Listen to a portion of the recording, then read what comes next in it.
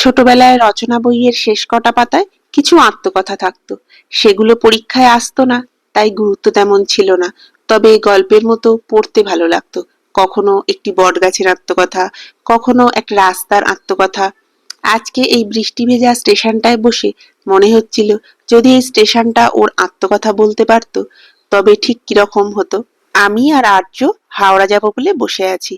ঠিক যে ভয়টা পেয়েছিলাম বৃষ্টির জন্য আটকে যেতে পারি, স্টেশনে ঢোকার সাথে সাথেই মুষলধারায় শুরু হলো বৃষ্টি। তবে স্টেশনে যেহেতু ঢুকে গিয়েছিলাম, আফসোস হচ্ছিল না। ভীষণ ভালো লাগছিল চারপাশটা। বৃষ্টির সাথে হালকা হাওয়াও দিচ্ছিল।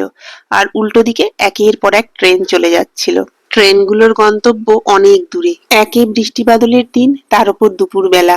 স্টেশনে সেরকম একটা ব্যস্ততা নেই। বৃষ্টির দাপট আগের থেকে অনেকটাই কমেছে। মাইকে জানান দিচ্ছে আমাদের গন্তব্যের ট্রেন এখনই এসে পড়বে।